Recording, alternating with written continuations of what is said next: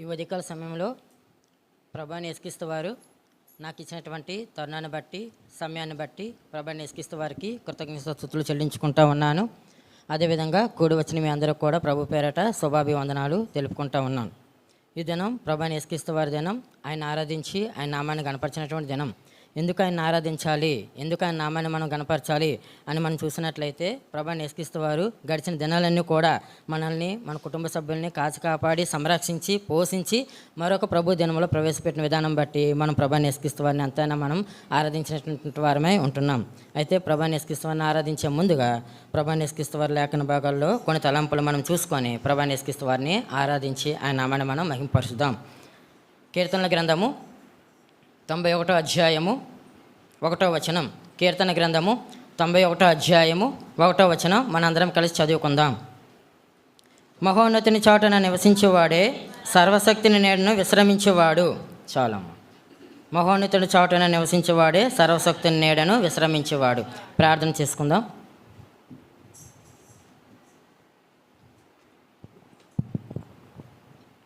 ప్రమాణముకు వంటి ప్రియ పరలోకపు తండ్రి, ఆశ్చర్యకడ ఆలోచనకర్త యేసుమి గణమానామను కొందనాసులు తోత్రాలు చెల్లించుకుంటూ ఉన్నాను ప్రభా. ఉదయకాలంలో ప్రభావం లాంచడానికి మీ నామాన్ని కనపరచడానికి ప్రభా యేసు తండ్రి మమ్మల్ని అందరినీ సమకూర్చిన విధానం బట్టి మీ పాదాలు కొందనాలు ప్రభా. అల్పుణ్ణి అయోగ్యుణ్ణి ఎందుకు పనికిరానిటి వాడిని ప్రభా తండ్రి, మీ పాదాల వద్ద నిలబడడానికి నేను ప్రభా అర్హత లేనిటి వాడిని ప్రభా. మీ పాదాల వద్ద వేడుకుంటా ఉన్నాను, సహాయం దయచేయండి. మీ యొక్క పరలోక సింహాసనం నుంచి ప్రభా యేసు తండ్రి మీ మాటలను ప్రభా అనుగ్రహించండి. మీ పరిశుద్ధాత్మ చేత ప్రభా నడిపించండి. మీ యొక్క మందిర సమృద్ధితో ప్రభా మమ్మల్ని నింపండి. మీ మెల్లని స్వరాన్ని ప్రభా యేసు తండ్రి మాకు వినిపించండి. ప్రభా యేసు తండ్రి ఆత్మతోనూ చచ్చితోనూ మిమ్మల్ని ఆరాధించడానికి, మీ నామాన్ని కనపరచడానికి ప్రభా కృప చూపించి సహాయం దర్శనంగా ప్రార్థిస్తూ ప్రభావం మీకు చెల్లించుకుంటూ ప్రభాని యేసుక్రీస్తు వారి పరిశుద్ధ నామములో ప్రార్థించి బతిమలాడి వేడుకుంటున్నాం పరమ తండ్రి. ఆమేన్.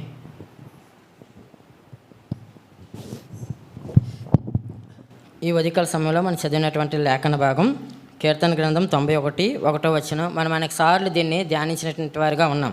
అయితే ప్రభాని యేసుక్రీస్తు వారు మరొకసారి మనకు తరుణాన్ని అనుగ్రహించి ఆయన ఆరాధించడానికి, ఆయన నామాన్ని కనపరచడానికి మనకు సహాయం చేసే దేవుడిగా ఉన్నాడు. కాబట్టి మహోన్నతుని చాటున నివసించేవాడే సర్వశక్తిని నీడను విశ్రమించేవాడు. మహోన్నతుని చాటున ఎవరైతే నివసిస్తారో, ఎవరైతే జీవిస్తారో, ఎవరైతే మహోన్నతుడి చాటున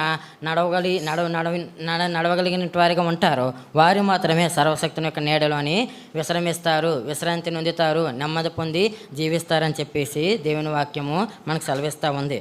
అయితే మహోన్నతుని చాటున నివసించకుండా, ఆయన చాటున జీవించకుండా ఆ సర్వశక్తిని యొక్క నీడలోనికి ప్రవేశించుట అసాధ్యమని చెప్పేసి దేవుని వాక్యం సెలవిస్తూ ఉంది. అయితే ఎవరి మహోన్నతుడు అని చెప్పేసి మనం చూసినట్లయితే లోకంలో అనేకమంది దేవతలు ఉన్నారు, అనేకమంది పేరు మోసినటువంటి దేవుళ్ళు ఉన్నారు. కానీ వారందరికీ కూడా మహోన్నతుడైనటువంటి అర్హత లేదు. కానీ మన ప్రభాని యేసుక్రీస్తు వారు ఒక్కరే ఆయన మహోన్నతుడైనటువంటి దేవుడిగా ఆయన గణపరచబడతా ఉన్నటువంటి వాడిగా ఉన్నాడు. ఎందుకు ఆయన మహోన్నతుడిగా గణపరచబడతా ఉన్నాడు అని చెప్పేసి మనం చూసినట్లయితే, మహోన్నతుడు అనగా మహోన్నతమైన స్థలములలో, ఎవ్వరూ నివసించలేని స్థలములో, ఎత్తైనటువంటి ఆ యొక్క పరిశుద్ధ స్థలములో ఆయన నివసించినటువంటి దేవుడిగా ఉన్నాడు. అటువంటి స్థలంలో ఇప్పటి వరకు ఎవరునూ లేరు, ఇంతకు ముందు ఉండబోరు కూడా. అటువంటి స్థలంలో ప్రభాని యేసుక్రీస్తు వారు ఒక్కరే మాత్రమే ఆయన నివసించినటువంటి దేవుడు. యెషయా గ్రంథము 57వ అధ్యాయము 15వ వచనం. యెషయా 57:15. యెషయా 57:15. మహాగణుడును, మహోన్నతుడును, పరిశుద్ధుడును, నిత్య నివాసిన అయిన వాడు ఇవాళ సెలవిచ్చుచున్నాడు, నేను మహోన్నతమైన పరిశుద్ధ స్థలములలో నివసించువాడను, అయినను వినయము గల వారి ప్రాణమును ఉజ్జీవింపజేయుటకును, నలిగిన వారి ప్రాణమును ఉజ్జీవింపజేయుటకును, వినయము గల వారి వద్దను, దీన మనసు గలవారి వద్దను నివసించున్నాను. చాలమ్మ. మహాగణుడును, మహోన్నతుడును, నిత్య నివాస అనేటువంటి పరిశుద్ధుడైనటువంటి దేవుడు, మహాపరిశుద్ధమైన స్థలములలో ఆయన ఒక్కడే నివసించినటువంటి దేవుడు కనుక ఆయన మహోన్నతుడైనాడు. అయితే ప్రభాని యేసుక్రీస్తు వారు మహోన్నతుడిగా ఆరాధించబడ్డానికి, ఆయన మహోన్నతుడిగా కీర్తించబడ్డానికి ప్రభాని యేసుక్రీస్తు వారిలో కొన్ని కారణాలు మనం చూద్దాం. యోబు గ్రంథము 22వ అధ్యాయము, యోబు గ్రంథము 22వ అధ్యాయము 12వ వచనం. దేవుడు ఆకాశమంతా మహోన్నతుడు కాడా, నక్షత్రములు ఔన్నత్యము చూడుము, ఎంత పైగానున్నవి. చాలమ్మా. దేవుడు ఆకాశమంతా మహోన్నతుడు మొట్టమొదటిగా. ఎందుకంటే నక్షత్రములు ఎంత ఆకాశముకు పైగా ఉన్నాయో దేవుడు చూడమంటున్నటువంటి వాడిగా ఉన్నాడు. కాబట్టి ఆయన యొక్క తలంపులు, ఆయన యొక్క ఆలోచనలు అంత ఎత్తైనటువంటిగా ఉంటాయి. మనటి ఆలోచనలు కావు, మనలాంటి తలంపులు కావు మన ప్రభువుని యేసుక్రీస్తు వారివి. ఆయన తలంపులు, ఆయన యొక్క ఆలోచనలు ఎంతో ఎత్తు, భూమి కంటే ఆకాశం ఎంత ఎత్తుగా ఉందో అంత ఎత్తైనటువంటి తలంపులు కలిగినటువంటి దేవుడు గనుకనే ఆయన మహోన్నతుడిగా ఆయన ఆరాధించబడతా ఉన్నాడు, ఆయన మహోన్నతుడిగా కీర్తించబడతా ఉన్నాడు. ఎస్ఐ గ్రంథము 55:9. ఎస్ఐ గ్రంథము 55:9. ఎస్ఐ గ్రంథం 55:9. ఆకాశములు భూమికి పైన ఎంత ఎత్తుగా ఉన్నవో నీ మార్గముల కంటే నా మార్గములు, మీ తలంపుల కంటే నా తలంపులు అంత ఎత్తుగా ఉన్నవి. చాలమ్మా. భూమి కంటే ఆకాశములు ఎంత ఎత్తుగా ఉన్నాయో అంత ఎత్తైనటువంటి తలంపులు, అంత ఎత్తైనటువంటి మార్గాలు కలిగినటువంటి దేవుడు మన ప్రభువుని యేసుక్రీస్తువారు. అందుకే ఆయన ఆకాశమంతా మహోన్నతుడుగా కీర్తించబడతా ఉన్నాడు, ఆకాశమంతా మహోన్నతుడిగా ఆయన కనపరచబడతా ఉన్నాడు. కాబట్టి మన ప్రభువుని యేసుక్రీస్తువారు మొట్టమొదటిగా ఆకాశమంతా మహోన్నతుడు. రెండోదిగా మనం చూసినట్లయితే ద్వితీయోపదేశకాండము 10వ అధ్యాయము 14వ వచనం. ద్వితీయోపదేశకాండం 10:14. ద్వితీయోపదేశకాండం. చూడుము, ఆకాశము మహాకాశము భూమియు అందున్నదంతయు నీ దేవుడైన యెహోవావే. చాలమ్మ. భూమియు ఆకాశము అందున్న సమస్తము కూడా మన ప్రభు అయిన దేవుడు అయిన యెహోవావే అని చెప్పేసి దేవుని వాక్యం సెలవిస్తూ ఉంది. అంటే ఆయన ఏ విధంగా కనబడతా ఉన్నాడంటే, రెండోదిగా ఆయన సర్వ సృష్టికర్త అయిన దేవుడు. మొట్టమొదటిగా ఆకాశమంత మహోన్నతుడు, రెండోది సర్వ సృష్టికర్త అయినటువంటి దేవుడు. ఎందుకంటే భూమియు ఆకాశములు దానిలో ఉన్నది అంతయు సమస్తము కూడా ఆయన వల్లనే సృష్టించబడినవి, ఆయన వల్లే కలిగినవి కనుక ఆయన సర్వ సృష్టికర్త అయిన దేవుడిగా ఆయన కనబడతా ఉన్నాడు. మూడోదిగా మనం చూసినట్లయితే యోబు గ్రంథము 36వ అధ్యాయము 26వ వచనం. యోబు 36:26. ఆలోచించము, దేవుడు మహోన్నతుడు, మనం ఆయన ఎరుగము, ఆయన సంవత్సరముల సంఖ్య మితిలేనిది. చాలమ్మా. ఆయన ఆకాశమంత మహోన్నతుడు, ఆయన సంవత్సరముల సంఖ్య మితిలేనటువంటిదిగా ఉందండి. ఈ లోకంలో దేవతలు, దేవుళ్ళు, నేను ఇన్ని సంవత్సరాలు బతుకుతాను, నేనే దేవుణ్ణి అని చెప్పుకున్నటువంటి అందరూ కూడా కాలగర్భంలో ఈ దినము కలిసిపోయినటువంటి వారుగా ఉన్నారు. కానీ మన ప్రభువుని యేసుక్రీస్తువారు అతని సంవత్సరాల సంఖ్య మితిలేనిదండి. ఆయన ఇదిగో నేను మృతుడినైతే కానీ యుగయుగములు సజీవంగా ఉండేటువంటి దేవుణ్ణి అని చెప్పేసి దేవుడు సెలవిస్తూ ఉన్నాడు. ఆయన సంవత్సరాల సంఖ్య మితిలేదు, ఆయన యుగయుగములు ఉండేటువంటి దేవుడు. చూడండి, ఆ మాట మనం చూద్దాం. కీర్తనల గ్రంథము 92. కీర్తన 92. పర్వతములు పుట్టక మునుపు భూమిని, లోకమును నువ్వు పుట్టింపక మునుపు యుగయుగములు నువ్వే దేవుడు. చాలమ్మా. పర్వతాలు పుట్టక మునుపు, భూమి ఆకారం నిరాకారముగా ఉన్నప్పుడు, భూమి పుట్టక మునుపు ఆయనే దేవుడు, ఆయనే యుగయుగములు దేవుడు. కాబట్టి ఆయన సంవత్సరాల సంఖ్య మితిలేనిది. మూడోదిగా ఆయన సంవత్సరాల సంఖ్య మితిలేనిది. ఆయన యుగయుగములు ఉండేటువంటి దేవుడు. మొట్టమొదటిగా ఆకాశమంతా మహోన్నతుడు, 2 సర్వ సృష్టికర్తని దేవుడు, 3 యుగయుగములు ఉండేటువంటి దేవుడు. ఎందుకంటే ఆయన సంవత్సరాల సంఖ్య మితి లేదు. ఆయన ఇంతకాలము ఆయన ఉంటారు, ఇంతకాలం ఇంకొండరు అని చెప్పడానికి లేదు. ఆయన యుగయుగములు, ఆయన పర్వతాలు పుట్టక ముందు ఉన్నాడు, పర్వతాలు పుట్టిన తర్వాత కూడా యుగయుగములు కూడా రాజ్యం చేస్తున్నటువంటి దేవుడు. కాబట్టి ఆయన సంవత్సరాల సంఖ్య మితిలేనటువంటిదిగా ఉంది. నాలుగోదిగా చూసినట్లయితే కీర్తన 113:4. కీర్తన 113:4.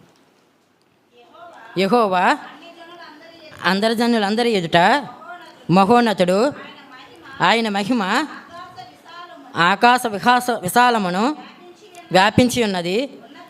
ఉన్నతమందు ఆసీనుడై ఉన్న మన దేవుడైన యెహోవాను పోలి ఉన్నవాడు ఎవడు. చాలమ్మా. ఆయన అన్ని జనులందరి ఎదుట మహోన్నతుడు, అన్ని దేవతలందరి ఎదుట మహోన్నతుడైనటువంటి దేవుడు. ఎందుకంటే ఆయనకి సాటి అయినటువంటి దేవుడు, సమ్మైనటువంటి దేవుడు ఎవరు ఇక ముందు లేరు, ఇక ముందు కూడా ఉండబోరు. కాబట్టి ఆయన ఒక్కడే అన్ని జనులందరి ఎదుట ఆయన మహోన్నతుడిగా ఉండేటువంటి దేవుడు. ఎందుకంటే ఆయన సరిపోల్చినటువంటి దేవుడు కానీ, ఇదిగో ఈయన ప్రభువుని యేసుక్రీస్తుతో సరిపోలిన వాడు అనడానికి లేదు.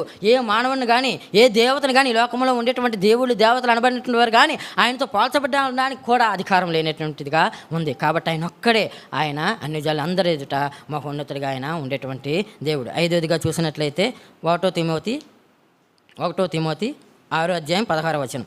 1 తిమోతి 6:16. 1 తిమోతి 6:16. సమీపించరాని తేజస్సులో ఆయన మాత్రమే వసించుచు అమరత గలవాడై ఉన్నాడు. మనుషులలో ఎవడను ఆయన చూడలేదు, ఎవడను చూడనేడడు. ఆయనకు ఘనతయు శాశ్వతమైన ప్రభావము కలిగి ఉండునుగాక. ఆమేన్. చాలండి. సమీపించరాని తేజస్సులో అమరత్వం కలిగినటువంటి దేవుడండి. ఆయన ఏ నరుడిని చూడలేదు, ఇక మీదట చూడనేరడు. ఎందుకంటే రక్త మాంసములు ఆయన్ని చూడలేవు.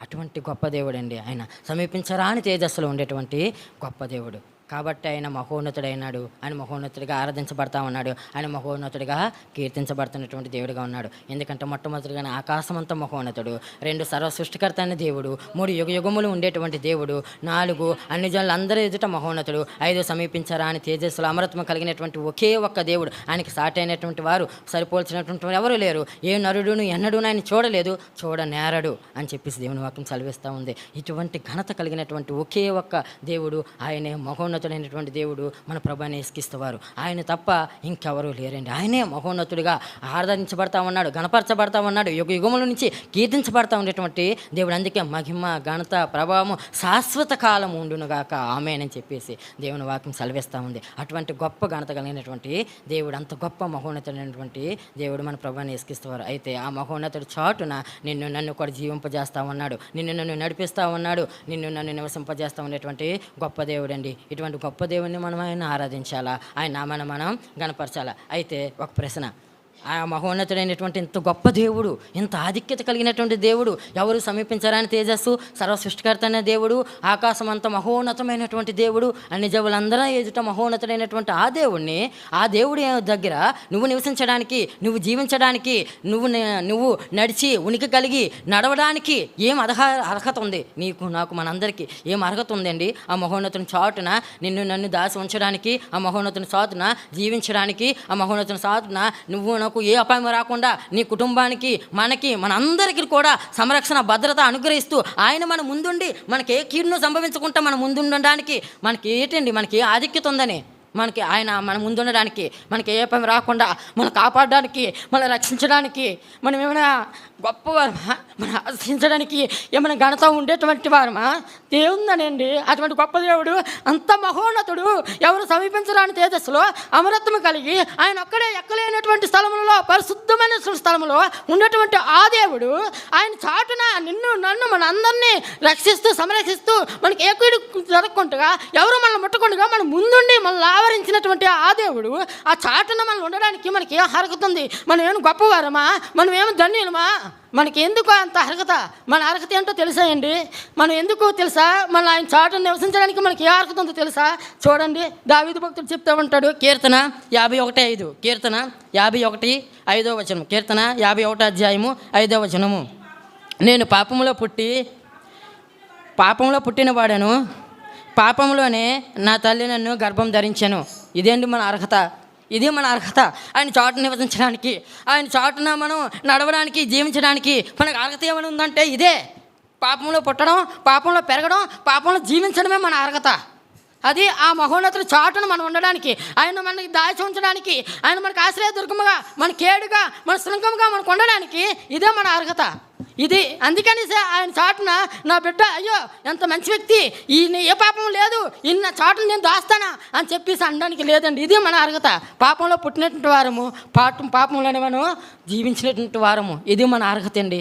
ఇటువంటి అర్హత కలిగినటువంటి మనల్ని ఆయన చాటున ఆయన మనల్ని దాసించినటువంటి గొప్ప దేవుడు, ఆయన చాటున మనం నడిపిస్తున్నటువంటి గొప్ప దేవుడు, ఆయన చాటును మనం చేసినటువంటి గొప్ప దేవుడిగా ఉన్నాడు ప్రభువుని యేసుక్రీస్తువారు. అందుని బట్టి ఆయన మనం ఆరాధించాలా, అందుని బట్టి ఆయన నామాన్ని మనం కనపరిచినటువంటి వారిగా ఉన్నాం. అయితే ఈ పాపం ఎటువంటిది అని మనం చూసినట్లయితే ఆదికాండము 4వ అధ్యాయము 7వ వచనం, ఆదికాండము 4వ అధ్యాయము 7వ వచనము. నీవు సత్క్రియ చేసిన ఎడల తలనెత్తుకొనవా, సత్క్రియ చేయని ఎడల నీ వాకిట పాపము పొంచియుండును, నీ ఎడల దానికి వాంఛ కలుగును, నీవు దానిని ఏలుదువు. చాలమ్మ. మన యొక్క తలంపులు, మన యొక్క ఆలోచనలు, మన యొక్క ప్రవర్తన అంతా కూడా పాపమే. ఎందుకంటే నువ్వు పాపంలోనే పుట్టావు, నేను పాపంలోనే పుట్టాను, మీ తల్లి నా తల్లి మన అందరి తల్లి పాపంలోనే మన గర్భం ధరించింది కనుక మన పాపంలోనే మనం జీవించినటువంటి వారము. మన తలంపులు, మన ఆలోచనలు, మన మొత్తం అంతా కూడా, మన యొక్క ప్రవర్తన అంతా కూడా పాప భూయిష్టమైనటువంటిదే. మన సత్క్రియను ఇంకా అలాగే చేయగలుగుతాం. మన తలెత్తుకోవడానికి ఏ అర్హత ఉంది? మనం ఆయన చోట నివసించడానికి ఏ అర్హత ఉంది? ఏ అర్హత లేదండి ఆయన చోట నివసించడానికి. ఎందుకంటే నీలో నాలోనూ సత్క్రియలు లేవు. పాపం మన వాకిట, మన నోటిలోనే పొంచి ఉన్నటువంటిదిగా ఉందండి, మన హృదయంలోనే పొంచి ఉన్నటువంటిదిగా ఉంది. మన పాపం ద్వారా, పాప ఆలోచన ద్వారా ఈ హృదయం అంతా పాపంతో నిండిపోవడం ద్వారా ఆ పాపం మన వాకిట్లోనే ఉందండి. మన నోటి మాట ద్వారా, మన యొక్క తలంపుల ద్వారానే ఆ పాపం మన వాకిట్లో మనం ఉండేదిగా ఉంటుంది. రెండోదిగా పాపం మనల్ని ఏలుతుంది. ఆనాడు ఆదాము అవ్వలను దేవుడు సర్వ సృష్టిని సృష్టించి ఆ యొక్క సర్వలోకాన్ని, సర్వ సృష్టిని, ఆ ఏదైనా తోటను ఏలమని చెప్పి ఆదాముని అవ్వను సృష్టిస్తే వాళ్ళు దాన్ని ఏలవడానికి బదులుగా పాపం ఏలుబడిలోనికి వచ్చేసినారు. నీ జీవితం, నా జీవితం కూడా ఆ విధంగా ఉంది. నువ్వు నేను కూడా పాపం ఏలుబడిలోనికే వచ్చినాం. పాపం మనల్ని ఏలుబడి చేస్తూ ఉంది. దేవుడు నిన్ను నన్ను నియమించిన ఉద్దేశం వేరు, మనం చేస్తున్న ఉద్దేశం వేరు. దేవుడు నిన్ను నన్ను సృజించిన ఉద్దేశం వేరు, మన ఉద్దేశాలు వేరు. మనం సర్వ సృష్టిని అనుభవించాలా, ఆయన గణపరచాలా, ఆయన స్తుతించాలా అని చెప్పి ఆయన మనం సృష్టిస్తే మనం పాపంలోనే మనం ఏలుబడి చేస్తూ పాపం ఒక ఏలుబడి కిందకి మనం వెళ్ళిపోయినటువంటి వారికి ఉన్నాం. మొట్టమొదటిగా పాపం మన వాకిట పొంచి ఉంది. రెండోది పాపం మనల్ని ఏలుబడి చేసేదిగా ఉంటుంది. ఇటువంటి పరిస్థితుల్లో మనం ఉన్నటువంటి వారిగా ఉన్నాం. మూడోదిగా మనం చూసినట్లయితే ఆదికాండము 18:20. ఆదికాండము 18:20. మరియు యెహోవా సొదొమ గొమొర్రాలు ఉంచిన మరి గొప్పది కనుక వాటి పాపము బహుభారమైనది. చాలమ్మా, పాపం బహుభారమైనది అండి. నీ జీవితంలో, నా జీవితంలో పుట్టినది మొదలుకొని పాపంలోనే మనం జన్మించినాం, పాపంలోనే మన తల్లి గర్భం ధరించింది, ఆ పాపంలోనే మనం జీవిస్తూ పాపపు ఆలోచనలు, పాపపు తలంపులు, పాప ప్రవర్తన కలిగినటువంటి వారమై పాపం మన వాకిట ఉంటూ మనం ఏలుబడి చేస్తూ అది మన జీవితంలో భారముగా, మనం మొయ్యలేనంత భారముగా మన మీద అది మోపబడినట్టుగా ఉంది. అది బహు గొప్పది ఆ పాపం అని చెప్పేసి దేవుని వాక్యం సెలవిస్తూ ఉందండి. సొదొమ గొమొర్రాల పట్టణము చేసినటువంటి పాపము బహు ఘోరముగా దేవుని దృష్టికి ఏ విధంగా ఉందో నీ జీవితంలో, నా జీవితంలో, నువ్వు నేను చేసిన పాపం కూడా ఆ దేవుని దృష్టికి అంత బహు గొప్పదిగా, బహు భారం కలిగినటువంటిదిగా ఉంది ప్రభు యేసుక్రీస్తు వారి దృష్టిలో. ఆ భారాన్ని నువ్వు నేను కూడా మోయలేనంత పాప భారాన్ని మనం మోసుకునేటువంటి వారిగా ఉన్నాం. రోమా రాసిన పత్రిక 1:29. రోమా 1:29. రోమా 1:29. రోమా 1:29. రోమా 1:29. అట్టివారు సమస్త దుర్నీతి చేతను, దుష్టత్వము చేతను, లోపం చేతను, ఏర్చ చేతను నిండుకొని కనికరము, నరహత్య, కపటము, కలహము, వైరమైన వాటితో నిండిన వారై.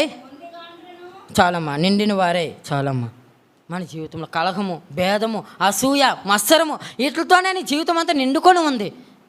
అది ఆ భారం అయిపోయింది నీ జీవితంలో. మంచితనం అనేది లేదు, దీర్ఘశాంతం అనేది లేదు, సహనం అనేది లేనటువంటి వారిగా మన జీవితంలో మనం ఉండేటువంటి వారిగా ఉన్నాం.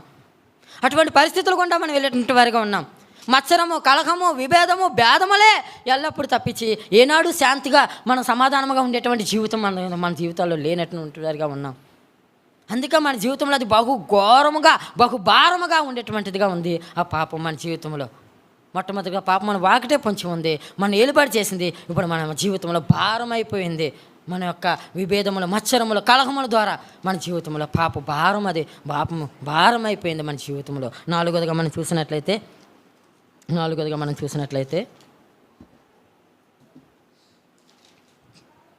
నిర్గమాకాండము 30వ అధ్యాయము, నిర్గమాకాండం 32-31. నిర్గమాకాండం 32-31. అప్పుడు మోసే యెహోవా వద్దకు తిరిగి వెళ్ళి, అయ్యో, ఈ ప్రజలు గొప్ప పాపం చేసిరి, వారు బంగారు దేవతను తమ కొరకు చేసుకునిరి. అయ్యో,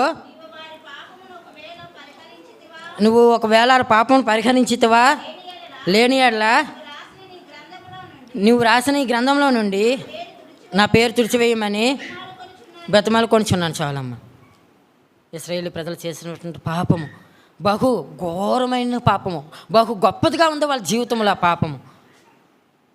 గొప్ప పాపం చేసినటువంటి వారిగా ఉన్నారు, విగ్రహారాధన చేసినటువంటి వారిగా ఉన్నారు. విగ్రహారాధనకి దేవుణ్ణి, ఆయన సృజించినటువంటి, ఆయన నడిపించినటువంటి దేవుణ్ణి విడిచిపెట్టి వేరొక ప్రతిమను, వేరొక బొమ్మను వారి కొరకు వారు సృష్టించుకున్నటువంటి వారిగా ఉన్నారు. నీ జీవితంలో, నా జీవితంలో కూడా అటువంటి పరిస్థితుల్లో ఉండేటువంటి వారమే. నువ్వు నేను కూడా మనం సృజించిన దేవుని విడిచిపెట్టి వేరొక దేవతలను, వేరొక విగ్రహాలను మన కొరకు మనమే చేసుకునేటువంటి వారి పరిస్థితిగా ఉండేది. అది నీ జీవితంలో, నా జీవితంలో బహు ఘోరముగా, బహు పాపముగా, అది గొప్పదైనదిగా ఉందనేది ప్రభు యేసుక్రీస్తు వారు సెలవిస్తూ ఉన్నారు. అటువంటి పరిస్థితుల్లో నువ్వు నేను ఉండేటువంటి వారు. ఐదవదిగా మనం చూసినట్లయితే సంఖ్యాకాండం 32:23.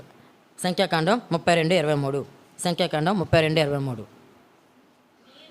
మీరు అట్లు చేయని యెడల యెహోవా దృష్టికి పాపం చేసిన వారు అవుదురు గనుక మీ పాపములను పట్టుకొనెను అని తెలుసుకొనడి. కిందన పుట్టినట్లు చూడమ్మా.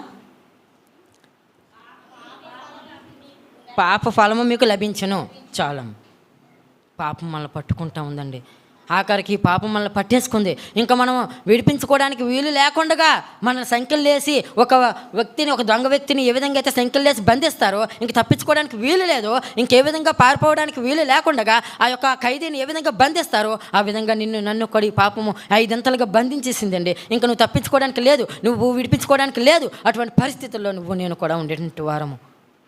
ఆ పాపం నేను పట్టేసుకుంది, ఇంక విడిపించుకోవడానికి అవకాశం లేనంతగా నువ్వు నేను కూడా ఉండేటువంటి వారము. పాపం మన వాకిట పొంచి ఉంది, పాపం మనల్ని ఏలుబడి చేసింది, పాపం మన మీద భారముగా ఉంది, పాపం మన జీవితంలో గొప్పదిగా ఉంది. ఆఖరికి పాపం మనల్ని పట్టుకొని మనల్ని బంధించింది. అటువంటి పరిస్థితుల్లో ఉండేటువంటి నన్ను కూడా ఆ పాప ఫలము మనం లభించాలా. అందుకే పుట్టినట్లు చెప్పు, పాప ఫలం మీరు పొందుతారు, పాప ఫలం మీకు లభించును అని ఉంది. పాప ఫలం ఏంటి? మరణము. ఆ మరణం నువ్వు నేను పొందవలసినటువంటి మరణము, అది భయంకరమైన మరణము, అది రెండో మరణము. ఆ మరణాన్ని మనం పొందవాలా. ఆ పొందడానికి బదులుగా ప్రభు యేసుక్రీస్తు వారు ఆ రెండో మరణం నుంచి, ఆ యొక్క మరణం నుంచి నన్ను తప్పించడానికి ఏ పాపం అయితే నిన్ను పట్టుకుందో, ఏ పాపం అయితే నువ్వు ఏలుబడి చేసిందో, ఏ పాపం అయితే నీ జీవితంలో భారముగా ఉందో, ఏ పాపం అయితే నీ జీవితంలో గొప్పదిగా ఉందో, ఏ పాపం అయితే నీ వాకిట పొంచి ఉందో, ఆ పాపాన్నంతటిని ఆయన మీద వేసుకొని ఆయన దౌర్జన్యం నుండి, ఆయన దెబ్బలు పొందిన చెబ్బల చేత, ఆయన కాచిన రక్తం చేత నీ నా పాపాన్ని తుడిచివేసినటువంటి గొప్ప దేవుడు అండి. నీ పాపానికి ప్రతీకారం చేయలేదు, నీ నా పాపానికి ప్రతిఫలం ఇవ్వలేదు, కానీ ఆయనే ప్రతీకారముగా, ఆయన మన పాప భారాన్నంతను మోసుకొని, ఆయనే సిలువ మరణం పొందినంతగా తగ్గించుకొని తన కాచిన రక్తం ద్వారా నీ నా పాపాన్ని 5 అంతల పాపాన్ని కూడా దూరపరిచి ఆ మహోన్నతుడి చాటున జీవింపజేసినటువంటి గొప్ప దేవుడు అండి. ఆ మహోన్నతుడి చాటున నన్ను కూడా నడిపిస్తున్నటువంటి గొప్ప దేవుడు, ఆ మహోన్నతుడి చాటున నన్ను జీవింపజేసినటువంటి గొప్ప దేవుడు అండి. ఇటువంటి గొప్ప దేవుని మనం ఆరాధించాలా, ఆ నామాన్ని మనం గణపరచాలా. యెషయా గ్రంథము 53:7-8 యెషయా గ్రంథము 53:7-8. యెషయా గ్రంథము. అతడు దౌర్జన్యం నందును బాధింపబడినను అతడు నోరు తెరవలేదు. వదకు తేబడిన గొర్రె పిల్లయు బొచ్చు కంతరించి గొర్రెయు మౌనంగా ఉండినట్లు ఆయన నోరు తెరవలేదు. అన్యాయపు తీర్పు నొందిన వాడై అతడు కొనుక్కోబడెను. అతను నా జనుల అతిక్రమం బట్టి మెత్తబడను కదా. చాలమ్మా. అదేవిధంగా 10వ వచనమమ్మ. అతను గలుగొట్టుటకు యెహోవాకు ఇష్టమయ్యెను, ఆయన అతనికి వ్యాధి కలుగజేసెను. అతడు తన్ను తానే అపరాధ పరిహార్థ బలిగా చేయగా అతని సంతానం చూచెను. చాలమ్మా. అతనే పాప పరిహార్థ బలిగా నువ్వు పొందవలసిన మరణం, నేను పొందవలసిన మరణాన్ని ఆయన మీద వేసుకొని 5 అంతల పాపం ఆయన మీద మోపబడి, ఆయన దౌర్జన్యం నుండి, ఆయన పొందిన దెబ్బల చేత, ఆయన కాచిన రక్తం చేత నన్ను నిర్దోషులుగా చేసినటువంటి గొప్ప దేవుడు అండి. నిన్ను నన్ను పవిత్రులుగా, పరిశుద్ధులుగా చేసినటువంటి గొప్ప దేవుడు అండి. అటువంటి గొప్ప దేవుని మనం ఆరాధించాలా. ఆయన మొత్తబడుట, ఆయన నీ పాపం నా పాపములు అది మీద మోపబడుట తండ్రికి ఇష్టమైందండి. నన్ను రక్షించడానికి, నన్ను ఆయన చాటును జీవింపజేయడానికి, నన్ను ఆయన చాటును నివసింపజేయడానికి, ప్రభు యేసుక్రీస్తు వారిని మొత్తబడడానికి, ఆయన దౌర్జన్యం నొందడానికి తండ్రి అయిన దేవునికి ఇష్టమైందండి. నీ నిమిత్తం, నా నిమిత్తము ఆ ఉగ్రత, ఆ యొక్క భయంకరమైన బాధ నువ్వు నేను అనుభవించాలి. ఆ బాధ నుంచి నన్ను తప్పించి తానే పాప పరిహార్థ బలిగా తానే బలైనటువంటి గొప్ప దేవుడు అండి. అటువంటి గొప్ప దేవుని మనం ఆరాధించాలా. అటువంటి గొప్ప దేవుణ్ణి మనం స్తుతించి కనపరచాలా. ఏమివ్వగలమండి ఇంతమంది గొప్ప దేవునికి? ఏమిచ్చి మనం ఆరాధించినా ఆయన మహిమ మనం తీర్చగలమండి ఇంత గొప్ప దేవునికి. ఆయన మహోన్నతుడు, ఐదంతల మహోన్నత కలిగినటువంటి దేవుడు ఐదంతల పాత్రమైపోయిన నీ జీవితాన్ని, నీ యొక్క బ్రతుకుని, నా యొక్క బ్రతుకుని తీసివేసి ఆయన చోటును నివసింపజేయడానికి, ఆయనలో జీవింపజేయడానికి, ఆయన మన చుట్టూ ఆవరించి మనకి ఏ కీడును సంభవించకుండా, ఏ పని రాకుండా మన ముందు నడిపించడానికి అంత ధన్యత మనకు అనుగ్రహించినటువంటి గొప్ప దేవుడు అండి. అటువంటి గొప్ప దేవుని మనం ఆరాధించాలా, ఆయన నామాన్ని మనం గణపరచాలా. అంతేకాదు, ఎవరైతే ఆ మహోన్నత చోట నివసిస్తాడో సర్వశక్తి నీడలో కూడా విశ్రమిస్తారని చెప్పేసి దేవుని వాక్యం సెలవిస్తూ ఉందండి. ఇప్పుడు ప్రభువుని ఇసుకిస్తూ వారు మన మహోన్నత చోటుని జీవింపజేసినాడు. ఈ విధంగా అప్పుడే ఆ తర్వాత మన సర్వశక్తి నీడలో మనల్ని బతికింపజేస్తూ ఉన్నాడు. విశ్రాంతిని మనం కలుగు చేస్తూ ఉన్నాడు. నెమ్మదిని కలుగు చేస్తూ ఉండేటువంటి దేవుడిగా ఉన్నాడండి. ఆయన సర్వశక్తి దేవుడు అండి. ఆయన ఆ భూమిని ఆకాశంలోనూ తారుమారు చేయగలిగిన దేవుడు, భూమి ఆకాశంలోనూ త్రాసులో కొలిచినటువంటి దేవుడని దేవుని వాక్యం సెలవిస్తూ ఉంది. యెషయా గ్రంథము 40:12. యెషయా గ్రంథము 40:12. యెషయా 40:12. తన పుడిసెలలో జలములను కొలిచిన వాడెవడు? జానతో ఆకాశంలో కొల చూసిన వాడెవడు? భూమిలోని మన్ను కొలపాత్రలో ఉంచేవాడెవడు? త్రాసుతో పర్వతములను తూచినవాడెవడు? చాలం. తూనిక చేత కొండల వాడు తూచినవాడెవడు? చాలమ్మ. పూసిళ్లలో సముద్రాలను కొలిచినటువంటి దేవుడండి ఆయన. త్రాసులో పర్వతాలను కొలిచినటువంటి దేవుడండి. అటువంటి గొప్ప దేవుడు మన ప్రభువుని యేసుక్రీస్తువారు. అటువంటి సర్వాధికారిగా ఉన్నటువంటి దేవుడండి.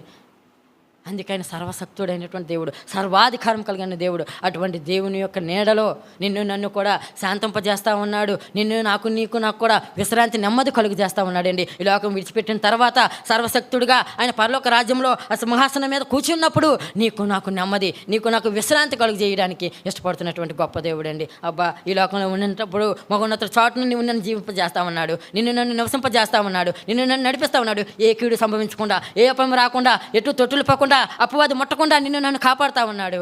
ఈ లోకం విడిచిపెట్టిన తర్వాత సర్వశక్తుడిగా ఆయన సింహాసనం మీద ఆసీనుడై ఉన్నప్పుడు ఆ యొక్క పరలోక రాజ్యంలో, ఆయన యొక్క నీడలో, ఆయన యొక్క మహిమలో, ఆయన యొక్క ప్రభావంలో నిన్ను నన్ను కూడా విశ్రాంతి పొందడానికి, నెమ్మది పొందడానికి ఆయన ఇష్టపడుతున్నటువంటి దేవుడండి. ఆ విశ్రాంతి స్థలాన్ని నాకు అనుగ్రహించడానికి ఇష్టపడుతున్నటువంటి గొప్ప దేవుడండి. ఎంత గొప్ప దేవుడు! ఇంతటి గొప్ప దేవుని మనం ఆరాధించాలా, ఆయన మనం గణపరచాలా. ప్రకటన గ్రంథము 4:8. ప్రకటన 4:8. ప్రకటన 4:8. ప్రకటన. ఈ 4 జీవులలో ప్రతి జీవికి 6 రెక్కలు ఉండెను. అవి చుట్టూను రెక్కల లోపడను కన్నులతో నిండి ఉన్నవి. అవి భూత, వర్తమాన, భవిష్యత్తు కాలములలో సర్వాధికారియు దేవుడు నాకు ప్రభువును పరిశుద్ధుడు, పరిశుద్ధుడు, పరిశుద్ధుడని రాత్రులు మానక చెప్పుచుండెను. 9వ వచనమ్మ. ఆ సింహాసనమందు ఆసీనుడై ఉండి, చాలమ్మ. ఆ సింహాసనమందు ఆసీనుడై ఉండి ఆ యొక్క కెరూబులు రాత్రులు పగలు మానక పరిశుద్ధుడు, పరిశుద్ధుడు అని చెప్తున్నటువంటి పరలోక రాజ్యములో ఆయన సింహాసనమందు ఆసీనుడై ఉన్నప్పుడు నిన్ను నన్ను కూడా ఆ యొక్క విశ్రాంతిలోనికి, నెమ్మదిని కలిగినటువంటి స్థలానికి నిన్ను నన్ను చేర్చడానికి ఇష్టపడినటువంటి గొప్ప దేవుడు అండి. ఎంత గొప్ప దేవుడు! ఇటువంటి గొప్ప దేవుడిని నువ్వు ఆరాధించాలా, ఆయన మనం కనపరచాలా. సర్వశక్తుని యొక్క నీడలో నాకు విశ్రాంతి, నెమ్మది కలుగు చేస్తున్నటువంటి గొప్ప దేవుడు అండి. ఈ విశ్రాంతి నీ జీవితంలో, ఈ లోకంలో నువ్వు పొందలేదు, ఎప్పుడు పొందజాలు అని చెప్పేసి దేవుని వాక్యం సెలవిస్తూ ఉందండి. ద్వితీయోపదేశకాండము 12:9. ద్వితీయోపదేశకాండము 12:9. ద్వితీయోపదేశకాండము 12:9. నీ దేవుడైన యెహోవా నీకు ఇచ్చుచున్న ఈ విశ్రాంతి స్వాస్థ్యమును మీరు ఇదివరకు పొందలేదు. చాలమ్మా. ప్రభువుని యేసుక్రీస్తు ఇచ్చినటువంటి స్వాస్థ్యము, ఆ యొక్క విశ్రాంతి ఇప్పుడు ఈ జీవితంలో నువ్వు ఎప్పుడు పొందలేవండి, పొందజాలము. కానీ ప్రభువుని యేసుక్రీస్తు వారిలో ఆ సర్వశక్తి నీడలో ఆ యొక్క స్వాస్థ్యము, ఆ యొక్క విశ్రాంతి పొందడానికి దేవుడు మనకి అవకాశం కలిగజేసినటువంటి గొప్ప దేవుడు అండి. మగోన్నతను చాటును నివసింపజేస్తూ ఉన్నాడు. సర్వశక్తి నీడలో మనల్ని విశ్రమింపజేస్తూ ఉన్నాడు. విశ్రాంతిని, నెమ్మదిని కలుగజేస్తున్నటువంటి గొప్ప దేవుడిగా ఉన్నాడండి. ఇటువంటి గొప్ప దేవుని మనం ఆరాధించాలా, ఆయన మనను కనపరచాలా. ఆయన 5 అంతల మహోన్నతుడు, ఆకాశమంత మహోన్నతుడు, సర్వ సృష్టికర్త అయినటువంటి దేవుడు, యుగములు ఉండేటువంటి దేవుడు.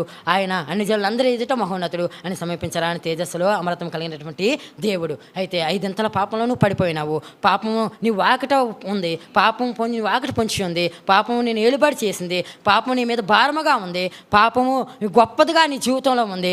5వదిగా పాపము నిన్ను పట్టుకుంది. ఇటువంటి పరిస్థితుల్లో నుంచి నన్ను ఆయన కాచిన రక్తం ద్వారా ఆయన దౌర్జన్యం నుండి ఆయన పాపార్హత బలిగా నువ్వు నేను బలవడానికి బదులుగా ఆయన బలయ్యి ఆయన కాచిన రక్తం ద్వారా నిన్ను నన్ను కూడా ఆ పాపాన్ని అంతటిని తీసివేసి నన్ను పరిశుద్ధులుగా నిర్దోషులుగా చేసి ఆ మహోన్నతం సాటు నివసింపజేసినాడు. అయితే ఈ లోకం విడిచిపెట్టిన తర్వాత సర్వశక్తుడిగా సర్వాధికారం కలిగినటువంటి దేవుడిగా సర్వలోక మానవాళ్ళందరికీ తీర్పు తీరుస్తున్నటువంటి దేవుడిగా సింహాసనం మీద కూర్చున్నప్పుడు నన్ను మనందరినీ కూడా ఆ యొక్క విశ్రాంతిలోనికి ఆ నెమ్మదిలోనికి నన్ను కూడా చేసినటువంటి గొప్ప దేవుడండి. ఇటువంటి గొప్ప దేవుని మనం ఆరాధించాలా, ఆయన మనము కనపరచాలా. దేవుడి లేఖన మనం దీవించి ఆశీర్వదించును గాక. ఆమేన్. ఆమేన్.